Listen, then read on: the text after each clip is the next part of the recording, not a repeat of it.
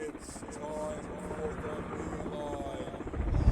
It's time for the beeline.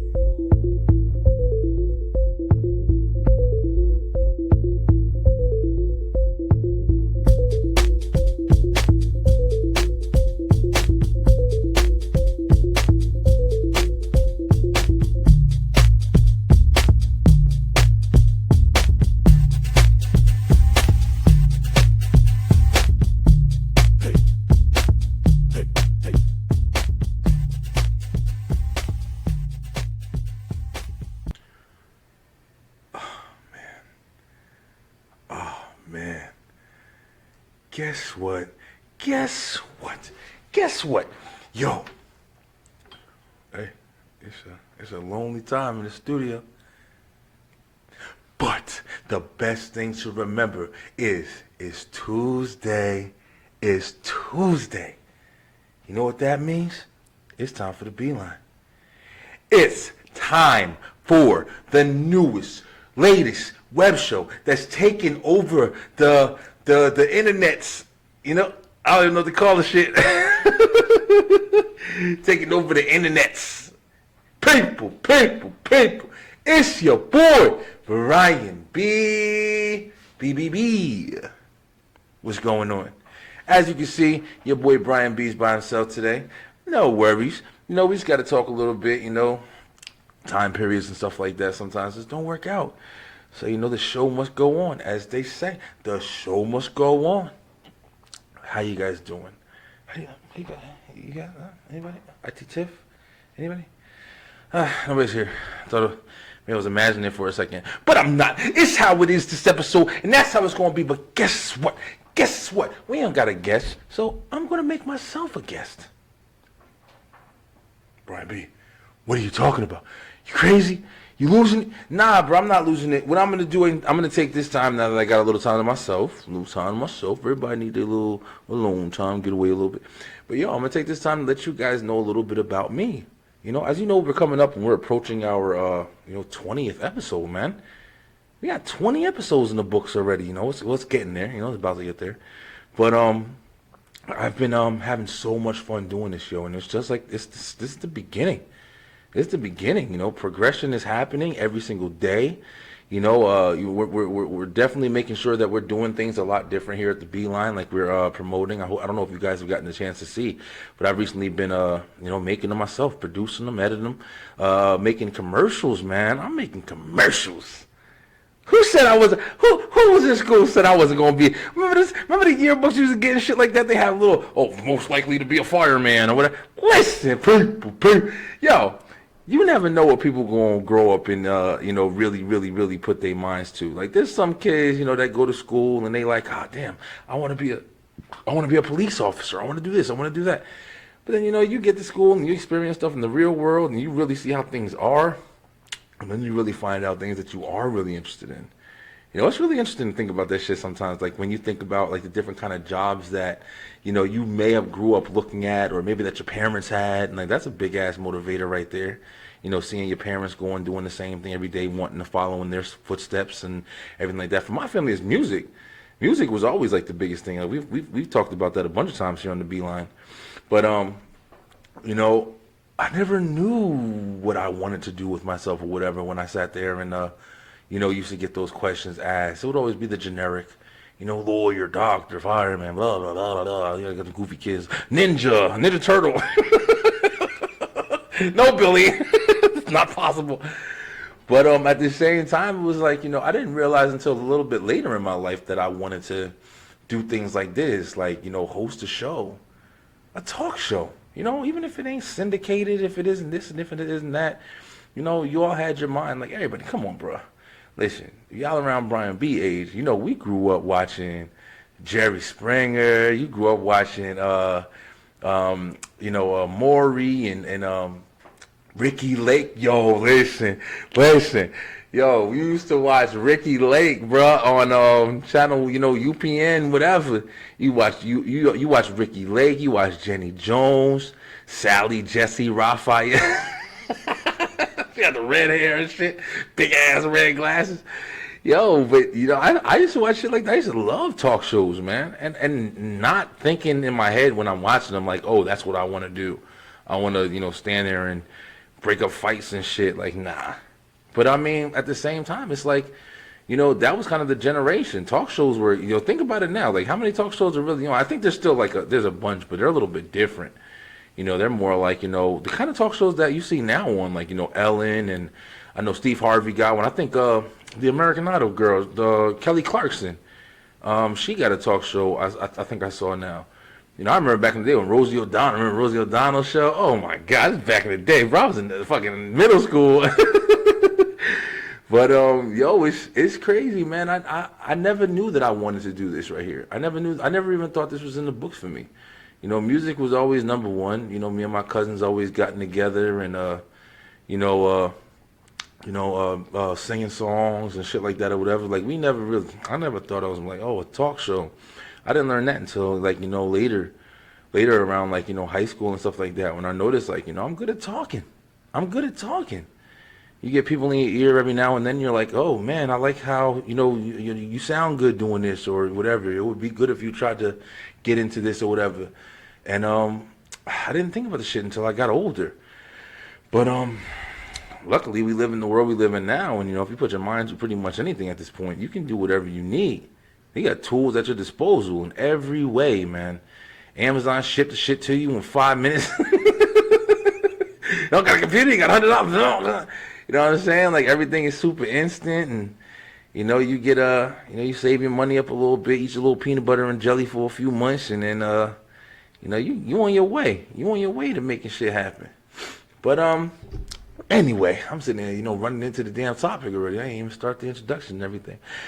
Yo, listen, I'm taking this time, while I can. It's gonna be, the first show that I'm independently hosting. I'm gonna let you guys know on a lot of new things. I'm definitely making plans for some things on the 20th episode of the Beeline. I don't know what it's gonna be yet. I do want to do something though. Like I'm celebrating every 10, all the 10s, man. I'm celebrating every 10 that I reach on this shit. Like I want a party, I want a celebration or whatever. But I'm definitely learning a lot, going through this process or whatever. Like it's definitely teaching me different things. As far as, when you think about doing something that you want to do or whatever, you learn a lot of the work. I don't know if that makes sense. You learn a lot of what it takes.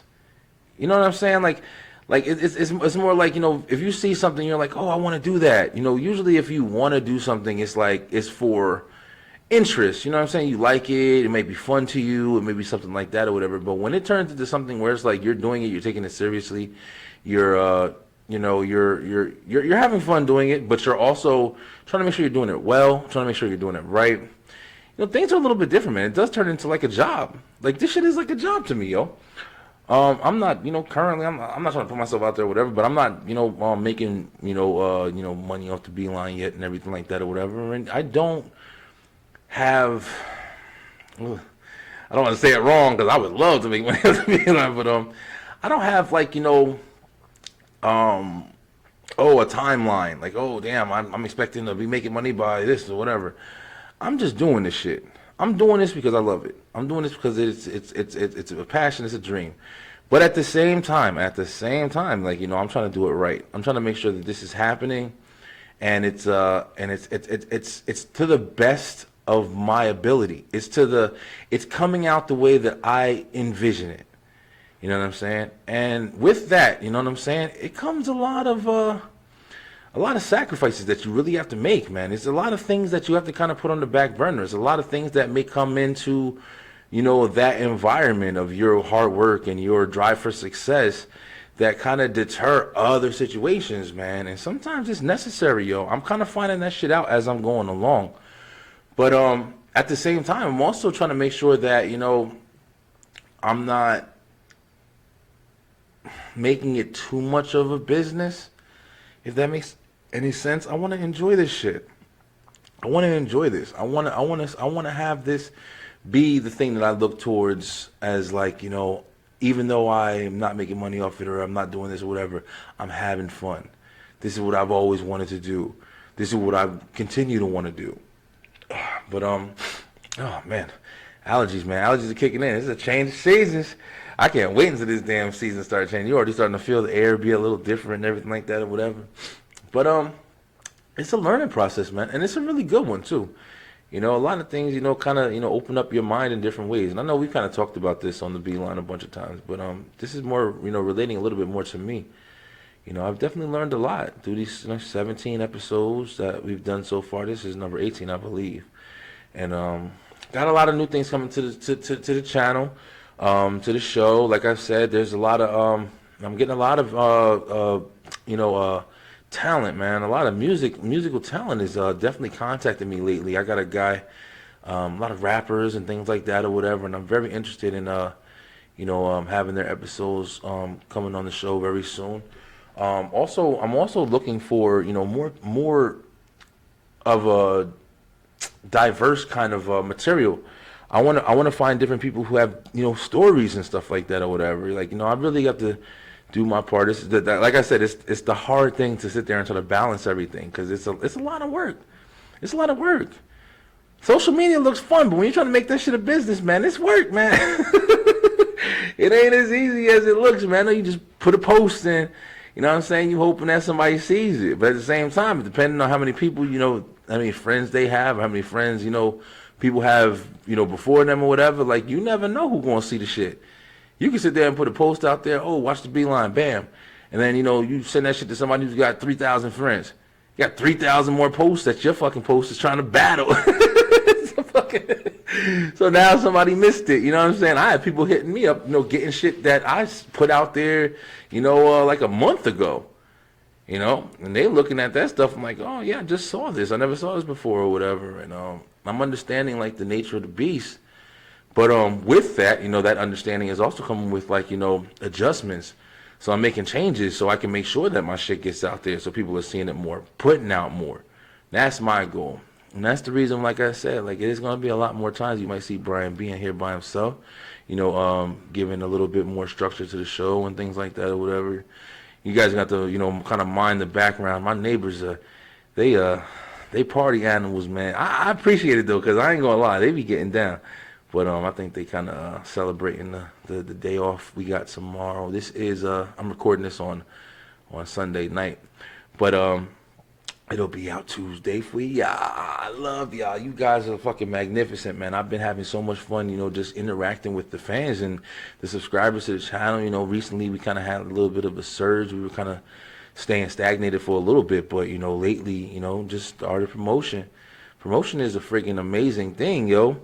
Putting yourself out there, getting your name across, you know what I'm saying? It's hard work. It's work, man. It's work.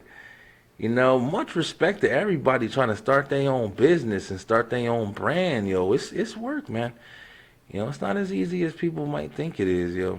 Even if it's fun.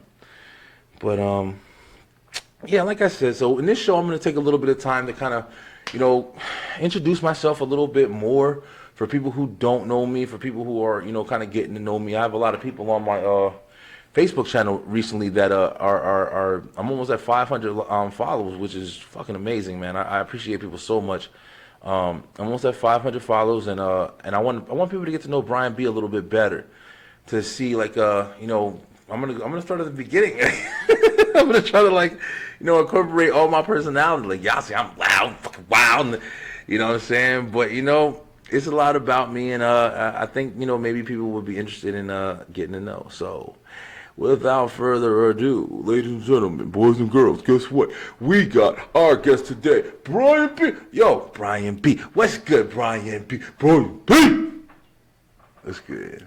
Hey, so, Brian B, tell us a little bit about yourself. All right, here we go. So, for you guys that don't know, my name is Brian. That's definitely, number one. Brian, Snell, that's my first name. And trust and believe, Snell, oh, man, I went through some hard times at school, man. That's an easy one for kids and shit. Kids will fuck you up, man. I definitely understand, like, how kids can sit there and, like, be tormented and shit like that. I'm not a believer in holding on, to pain and problems and shit like that or whatever. But I definitely understand, man. Kids can put your whole mind in a whole different place, man. Cause Brian Snell. It's easy to confuse that N with that M and shit like that or whatever. But yeah, that's me. I come from a long line. I got a sister, Felicia. She might. I'm actually getting interested in talking to her about, Halloween coming up. We got a big passion for horror movies and shit like that or whatever. So I might have her on here on a Halloween episode. I got a lot of things planned. But yeah, I got one sister, and mother and father and stuff like that or whatever. And we were all born in New Jersey. So we all from Jersey, all of us or whatever. My father was from Newark, New Jersey, which is, if you know about Newark, man, it's a little rough. But he came from, my father's side of the family is pretty much where my musical inclining was developed. Like that was everything. You know what I mean? My father's father and mother, they had a band. I believe it was a band, and they had a hit song out in the 60s or 70s. Don't quote me. I definitely didn't do any research. I didn't study shit. But yeah, so we were always kind of involved in music from the start. And growing up, I grew up in Old Bridge, New Jersey. That was where everything started. Old Bridge, New Jersey. Now, for people who don't know Old Bridge, New Jersey, it's a small town, and I think in Middlesex County. Old Bridge ain't that big, man. And that's where I kind of was, when I was as a kid. As a kid, I had a lot of a lot of friends and things like that, and it was more of white neighborhood, you know what I mean, suburban area. It was an apartment complex. 30C Glenwood Drive. Woo, man, don't go to the house. I ain't there no more. But we definitely learned a lot of stuff there. I had a best friend named Mike, man. He lived right next door. My mother actually used to babysit his older brother. And me and Mike was cool as hell, man. Me and him, had a lot of our first like kid experiences and stuff like that. As far as like, getting like, video games and playing football and basketball and baseball and tag and manhunt and all of that shit, man. The one thing I can definitely say about Old Bridge, you know what I'm saying? Like, we had a great childhood. We had a lot of fun, we had a lot of neighborhood kids that was, running around, and we would all link up and we'd all play different games and sports and hang out together all the time or whatever. But then at the same time, it was like I came from a big family, so it's like, then, you met, Lamar Tyree and Pepe Gonzalez, and, all the shit we did with them as well, I didn't have my other cousins on here, my cousin Tariq and Jules and Antoine and Katrina, and, we'd all have our own little kind of environment. We were more like, we kind of grew up in Sayreville, but, they were all from, shit, I get the name wrong. I don't know if it was Newark or, I know some of it was Newark, some of it was like, I think East Orange, and, my cousin Terry, my cousin Kyra.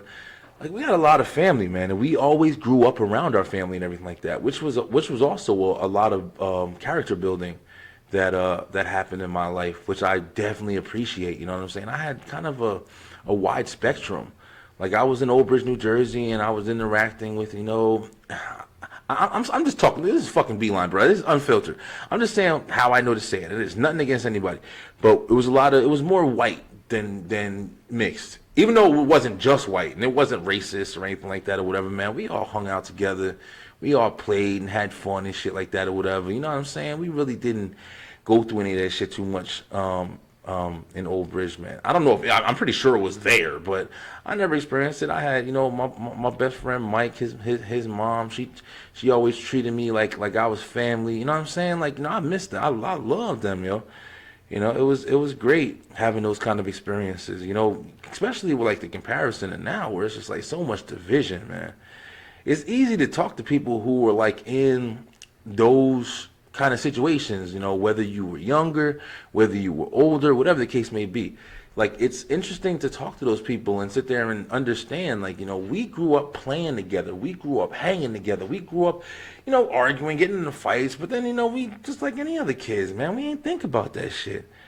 And now it's so, like, relevant to the fucking environment, man. Like, everybody's just talking about this and black and white and blah, blah, blah. And, like, and even though it is necessary, I'm not going to sit there and act like I'm closed-minded. Like, it is necessary. It's a lot of slanted shit going on.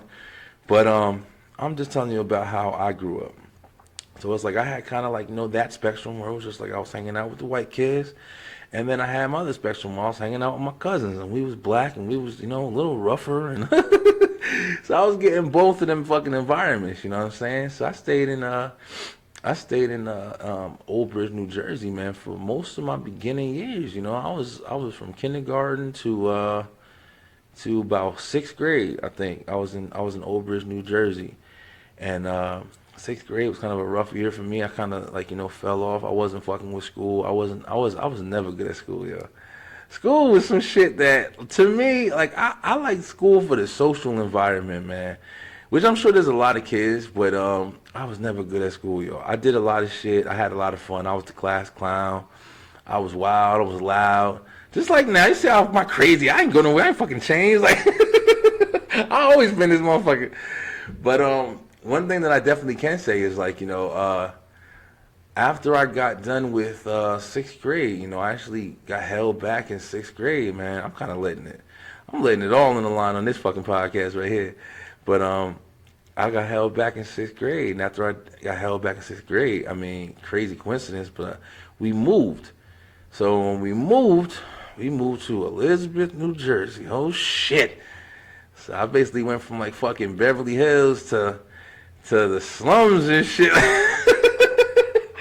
Well, I mean, at the same time, it was kind of like, it was interesting. You know what I'm saying? Like, a lot of people. I don't think a lot of people know this shit about me, man. I didn't talk about it too much, but it was just like, it was a different kind of world, man. I mean, for people who know Elizabeth, New Jersey, like, it's kind of rough out there. Like, it's right next to Newark. Like, everybody calls, Elizabeth, like, Newark's sister and shit. So, when I got out to Elizabeth, I sat there and started going to Cleveland Middle School. That's where I met JD the Mouth and, a whole bunch of different people and stuff like that I still keep in contact with to this day. And it was a different world, man, with people hearing sirens and shit. Yeah, people out here having fun. Having fun, man. People fucking trying to not be in the house and stuck all day. But when I went to that middle school, I swear, you saw a lot of fighting, a lot of violence, man. There's no other fucking word to say it. A lot of violence, man. It was rough. It was definitely a really, really rough area. It was a rough environment. But even with that, I made friends. I met different people. I was kind of rough too already. You know what I'm saying? I'm coming from like my cousins and we was all wild and stupid and doing crazy shit or whatever. We always been like that. But after I went there and I saw like different things, I got my little crowd that I was getting into. And when I tell you, let me talk a little bit about Cleveland. This is some crazy shit. So the first time I went to the class or whatever, I had a teacher, man. She was an older white lady. And when I tell you, like I said, rough. Okay, Miss Dabrowski. Okay, now listen, there's some people that I used to go to school with and shit. Yeah, the neighbors out there. You have to just roll with Brian B on this one. But Miss Dabrowski, man, and this is what was up with Miss Dabrowski. Miss Dabrowski was an older white woman with the short little fade and shit. And Miss Dabrowski had a really talented voice. And she talked like this, and she got really mad. We used to fuck up. And we used to fuck Miss Dabrowski up, man. I ain't gonna lie. Yo, we used to make that lady pull her fucking hair out, yo. She'd be sitting there trying to teach on the chalkboard. Yo, listen, it's funny now. Yo, judge whatever the fuck you want. But, hey, whoever out there, you know damn well what I'm talking about right now. But, yeah, Mr. Dabrowski used to be teaching, man. And, people would throw crayons at her and fucking, just do crazy shit. Mr. Browski, she had a catchphrase. You know, Mr. Browski get mad. She turn around, she say, "Wow, this is a horrible class." And of course, I didn't do shit but make us laugh. So fucking just reignited the fire and shit. But yo, we used to have so much fun, and it was funny because we sit there and we had this shit. We put our hands on the same. We'd be like, "Hey, Mr. Brooks, shut the fuck up." I know that lady went home and talked to whoever the fuck. I don't think she was married. Yo, she had to have like 50 cats or something. Them cats used to catch hell when she got. But yeah, Mr. Browski, bro. Like we dealt with that lady fucking 1 year. I remember 1 year. Oh shit, my parents about to find this out right now. Oh man, don't judge Brian B. I was wild. But yeah, there's one time Mr. Browski, she was threatening to fucking get me suspended or something like that or whatever. So I lied, yo. I lied. I said she hit me or whatever. And when I told her, I said she hit me. So when I said the shit, I kind of had to stick with it. So my parents came and shit like that or whatever, and they were trying to figure out what happened. And I was like, "Yo, Mr. Browski fucking hit me, man." She told me I was going to get suspended. So they came, and my parents was like, "Yo, you put your fucking hands on my kid," like blah blah blah. This and that, Mr. Browski, yo, this. And that was my last interaction. I had got transferred into. That's when I met Miss Blow. We talked about Miss Blow on a previous episode of the Beeline. But Miss Blow, she was a 6th grade teacher as well. Miss Blow was a big black lady with glasses, church singing. You know what I'm saying? Miss Blow was awesome. I loved Miss Blow. She was awesome. She was real cool. She ain't take no shit. I'll tell you that. We wasn't fucking Mr. Browski. I'll tell you that right now. Miss Blow, how y'all ass written up in 5 minutes, had you home on the bus, every fucking thing. But Miss Blow was awesome, and she taught us a lot of shit. And she was like one of those teachers that was there for you after school too, like, so you didn't have to, if you needed something, she'd help you out, talk to you and stuff like that, whatever. She was cool as hell. Big ups to Miss Blow. But yeah, man, that was middle school. And then, I met a lot of people and stuff like that. Believe it or not, that was when I started rapping and stuff like that too. Going through all this stuff, I kind of skipped over that a little bit, but one big thing, like my father, I've said this in the past too, about my father managing up and coming talent and stuff like that or whatever.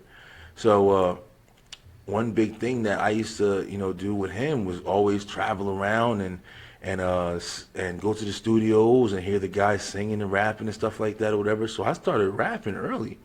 You know what I'm saying? I was trying to make music groups with my cousins and shit like that or whatever, and that was when I really started writing and stuff like that. That was where my motivation came from. Hearing all the different kinds of guys, from the gangster rap to the singers to the quick, fast, witty, fucking, it was a lot of fun, the girl singers and shit like that. I always talk about Charlene Gilliam. Like, a lot of that stuff was a lot of motivation for why I decided to, have a place in music. That's kind of what I was talking about earlier about, when you see your parents doing shit, like it's one of the biggest motivators that's in your face from the beginning. So it was just one of the things that I wanted to, get into. But yeah, after I got done with, middle school and everything like that, it was on to fucking high school, Elizabeth High, EHS. Now, here's the shit with Elizabeth High School, bro. Like, we in school, we liking girls, we got this, we got that, or whatever.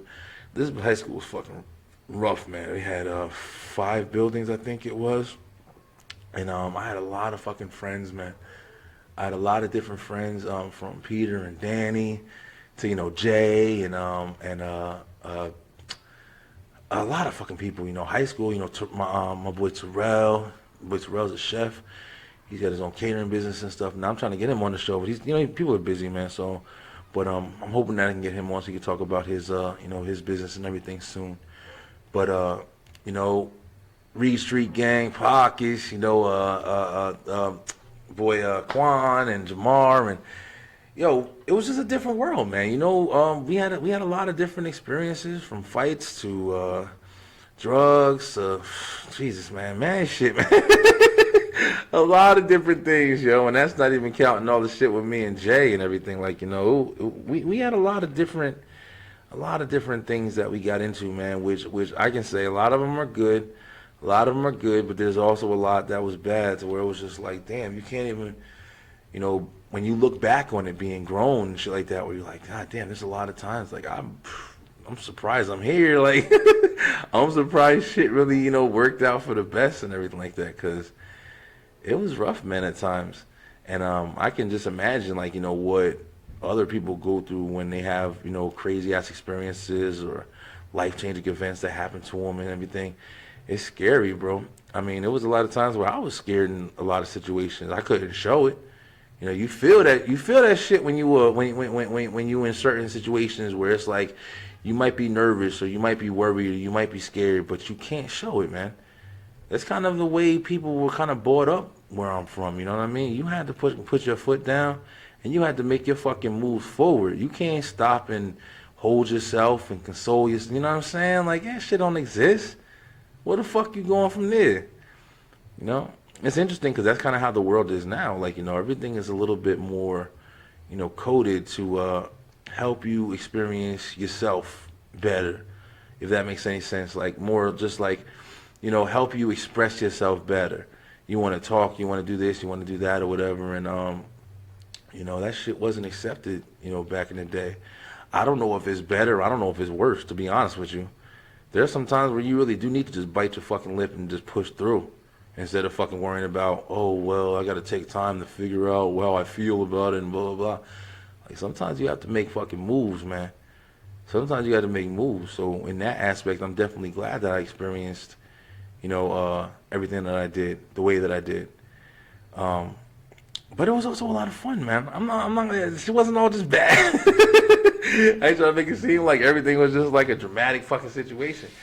But I had good parents, man. My parents took good care of us and everything, so everything was fun. We was always going to Seaside Heights and Six Flags and different things, whatever. I've never been to Disney World. Never been to Disney. One place that I've always wanted to go in Universal Studios, and for this whole what? Yeah, nobody here, so I guess I'm on my own with this one. Yo, no, before the whole COVID mania,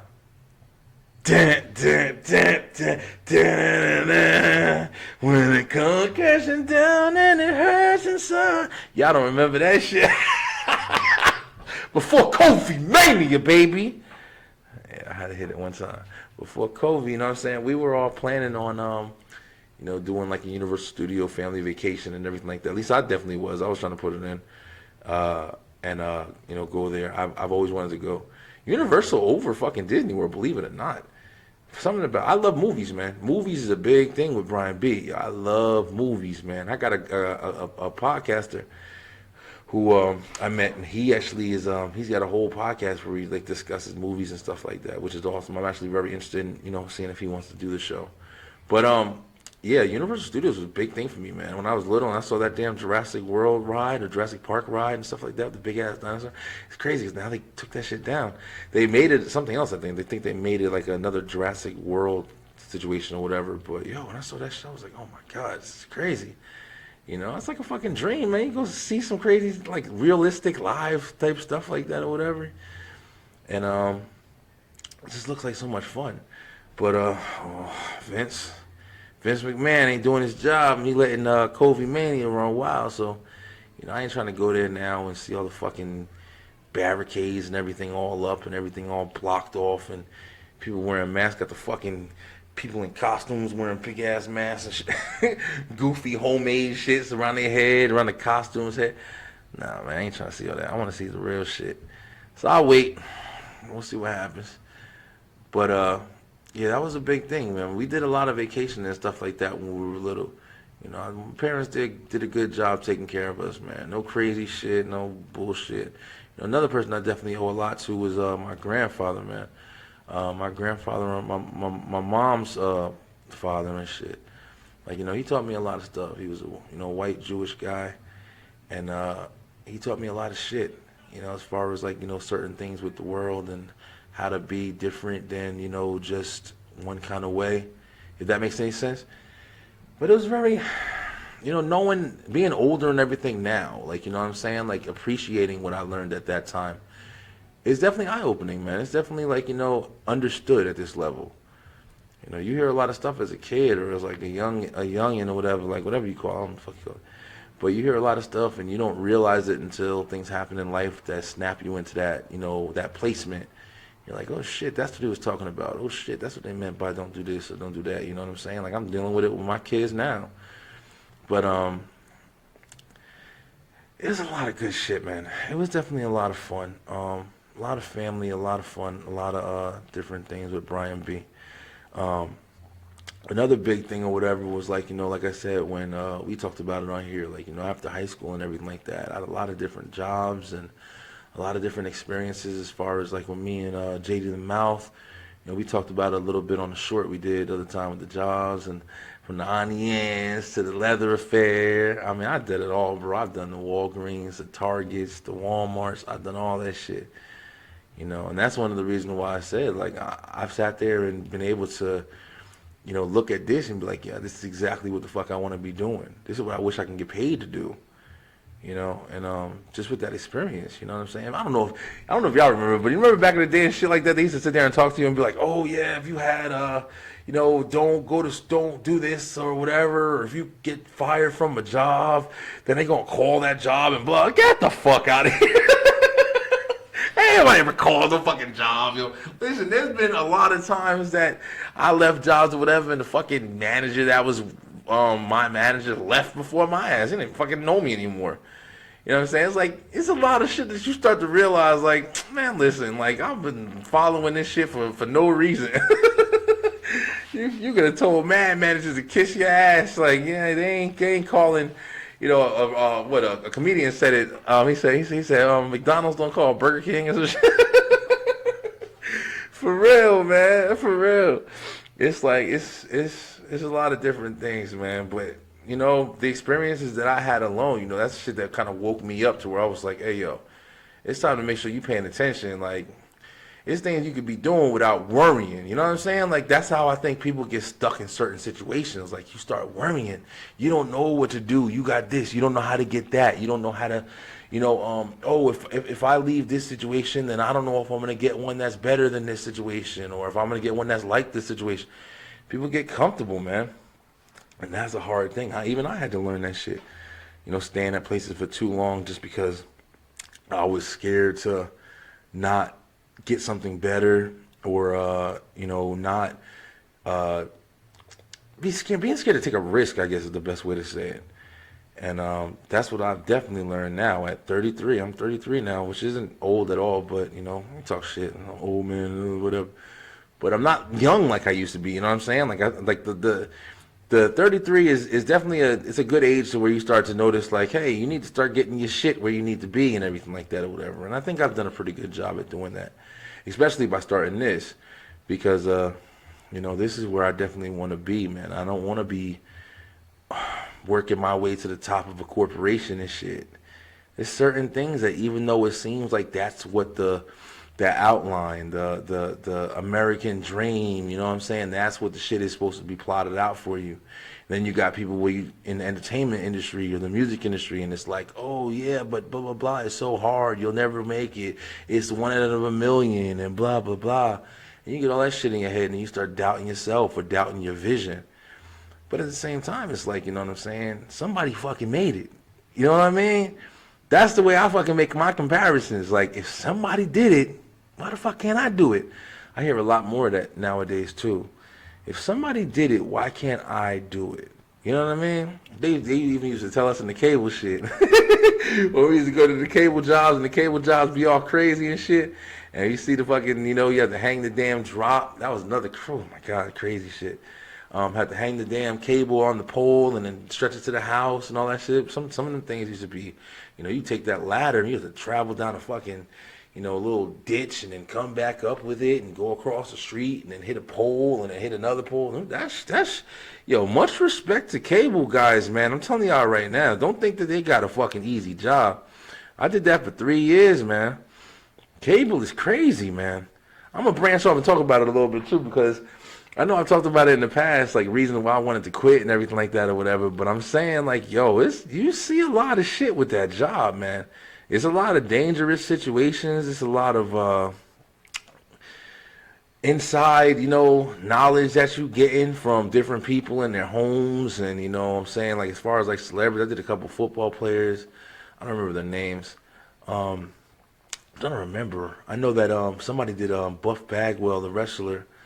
Not a little bit. I think they came back to the job and told us. But it was a couple of different crazy experiences, man, as far as like, hoarders. Like, oh my God, I wanted to do a beeline short about just that shit alone because the craziness of seeing what people live like, yo, that shit is kind of mind blowing, man. That shit is kind of mind blowing. You see how people sit there and live, and this is what bothered me or whatever. When I used to do, the cable thing, and I go to somebody's house, or whatever, like you never know where you're going. So I was always like, I always carry something with me. I always made sure that I was always like cautious. You don't know if a fucking dog is gonna run out, which has happened a couple times. Like it's been a bunch of times people let dogs go. Oh, they won't bite and all that shit. But when you get into the homes and stuff like that of these people sometimes, and you see just how bad their lifestyle is, like as far as how they'll have whether it be food or garbage or clothes or you see the hoarder shit on like the TV, and you see the show and you see that shit and you're like, oh my God, who lives like that? Yo, listen, people fucking live like that, man. That ain't just a show. It's almost overwhelming, yo. It's almost overwhelming to really be in that environment with somebody. And the craziest shit is that I used to experience more than anything was like when you walk into something like that. At least me, I'm kind of expecting those people to like kind of understand like, hey, how you doing? I know this is fucking crazy, but I'm just really hoping that you can do something for me. When I tell you that mentality is not what the fuck they have. They talking to you and comparing you like they have the most normal situation going on and you should just be able to go in there and service them the easiest fucking possible way that you can. And it used to be a lot of times I used to sit there and walk into people's houses that was really dirty or just nasty, and like there was sometimes where I was like, hey, excuse me, I can't do this. I go to the truck and say, excuse me, I'll be right back. And I'll call my boss and let him know, like, hey, yo, this shit is not healthy, bro. Like, they got dog shit and piss everywhere. I'm not getting on the ground. I'm not doing any of this. I'm not starting nothing. The bad thing about the cable shit is, like, when you used to sit there and you start a job, man, this is how I was in a contractor. I was a contractor with Xfinity. But if you start a job, man, and something happens or whatever, you get paid by the job. You don't finish that job, you don't get fucking paid.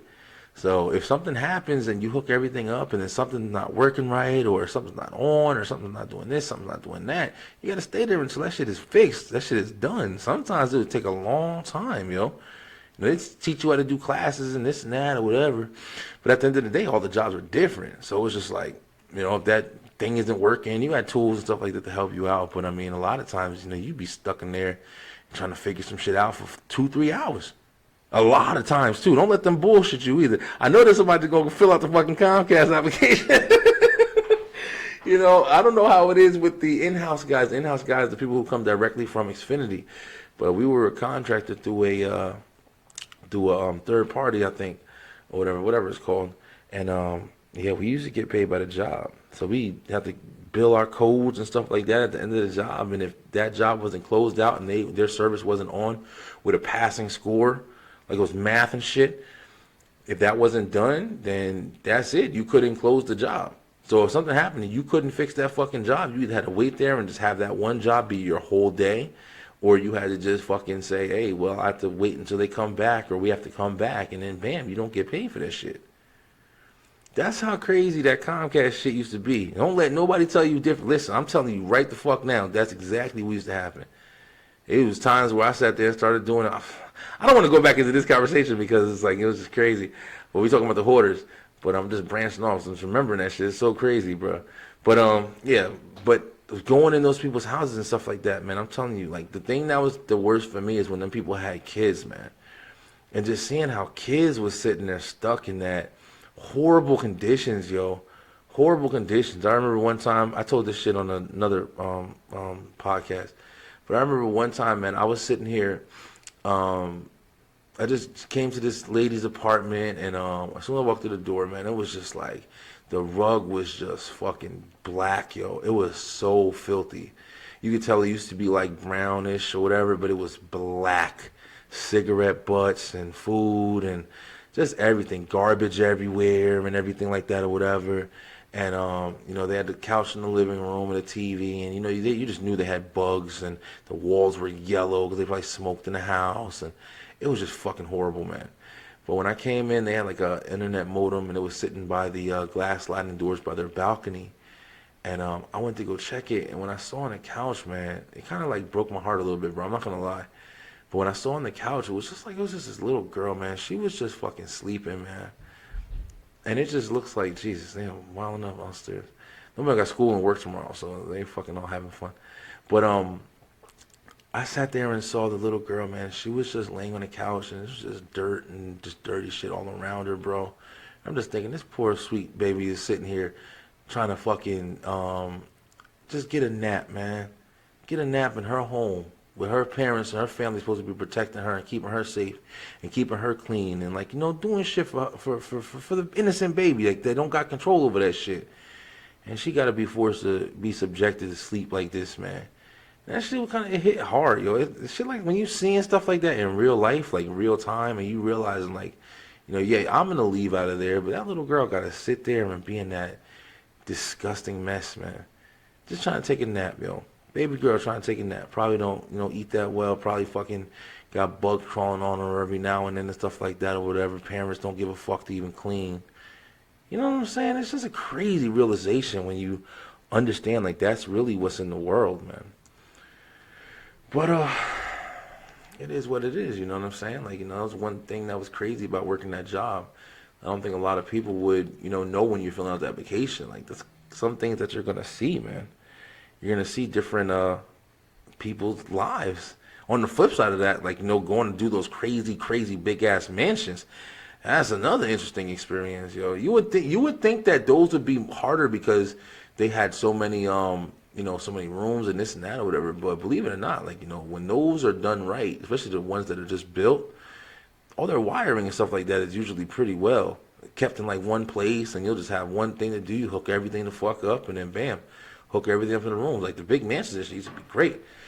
Besides having to run upstairs, downstairs 15 fucking times, especially if it was a problem. But yeah, that was one of the crazy jobs and shit like that after high school and everything. I definitely did a lot of things. But I had fun. Target. Believe it or not, Target and this overnight supermarket called ShopRite that I used to work at. They don't have ShopRite down here in Georgia. They got it, that was in Jersey. But those were my two favorite fucking jobs, man. I had so much fun at those jobs. Number one, for the people. The people were, fun as hell, man. A lot of fun people that I met. And it was more like a kind of a social thing, you know what I'm saying? People who work at Target and Walmart and stuff like that. Walmart's Walmart, you met some cool people at Walmart too.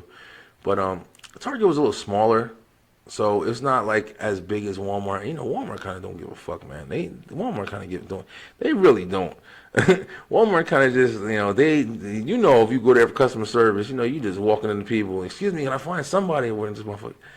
But Target was really like, it was more close-knit, I think, because they had to kind of compete with Walmart, so they were really big on their customer service and everything like that or whatever. So we all kind of really got to know each other a lot. So, it was all, of course, cute girls and blah, blah, people dating and hooking up and stuff like that or whatever. But I'm also just like, meeting people and, me and dude I met at Target, we used to go chill and go work out and stuff like that. We joined the gym together, we was working out together and stuff like that. We went to like Dave & Buster's, went on like double dates and stuff like that.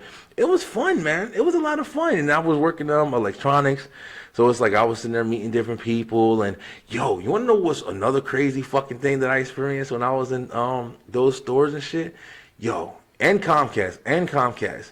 Let me tell you guys, fellas, let me tell y'all something real quick.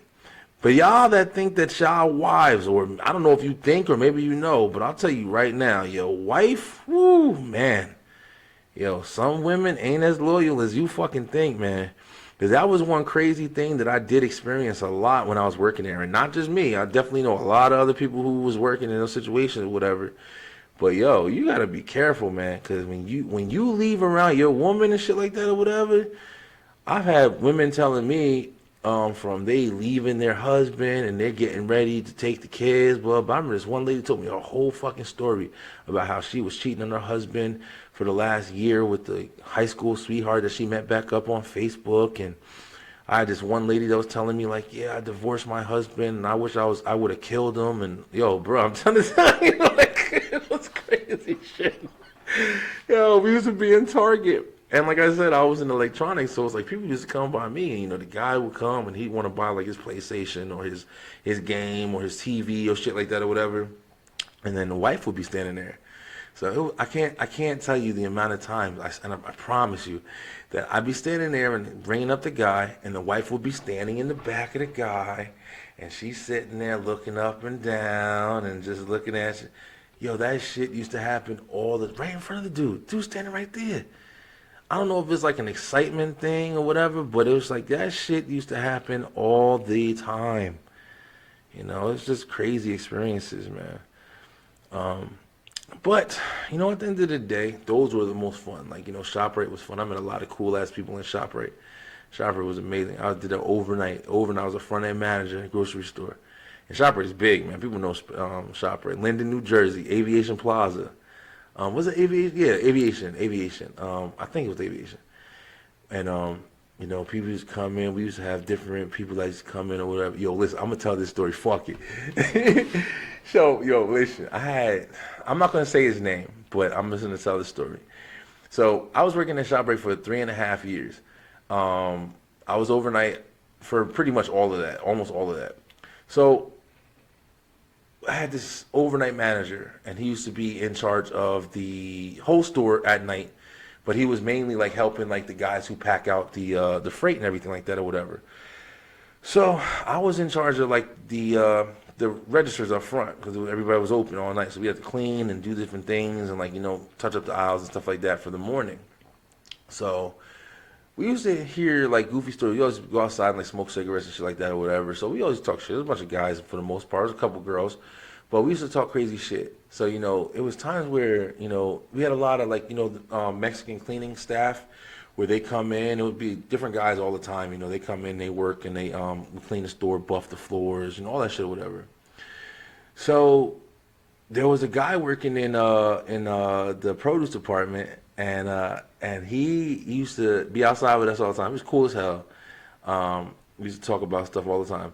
And he used to be outside smoking and shit like that with us and shit like that. And then when the manager would be out, they like, go back and forth with each other and just like, kind of like argue and play around. So sometimes like the guy would be like, yo, I almost said his name. Yo, he gay. He gay. No, I'm telling you right now, he's gay. He gay. And I'm like, what are you talking about, bro? I'm like, yo, I'm telling you right now, he gay. He used to be dead ass serious. Like, and I'm sitting there like saying to myself in my head, like, all right, bro, all right, whatever. Like, you just like kind of joking or whatever. And not that there's anything wrong with, that or whatever. It's just, that's what he was just trying to like inform me, like, for what I'm about to tell you. So I left to come to Georgia and everything like that. And I was really cool with the security guards at this job. Like, they're the ones I kind of got into like the gym and shit like that with or whatever, and boxing and different things like that. So I got a call from the security guard when I had moved to Georgia, because that's when I left ShopRite. And apparently the manager that was overnight used to offer the cleaning crew, the guys, $500 a pop to take them in the upstairs room and shit like that or whatever, and give them head and shit. Now listen, yo, when I heard this story, I'm sitting outside, I was smoking a fucking cigarette, and I'm sitting there listening. I'm like, yo, you are lying. You're lying, bro. There's no way. And the security guard was telling me, he was like, yeah, man. He was like, they just found out this morning. He just got fired. The head boss told him to get the fuck out the store. he was offering the cleaning crew, the different ones they used to come. They used to come and they rotate. Like they come, different ones would come all the time. And he offered to suck that, he offered to suck their shit for $500. He was giving them $500 to do it to them. That was the craziest thing that I've experienced at all my jobs. No doubt. That shit was so crazy when I heard that story. And you know sometimes where it's like you hear something and you're like, oh, that makes sense because I remember this. And that's just what happened. It was mad like old times and shit. I started remembering. I'm like, get the fuck out of here. That really happened.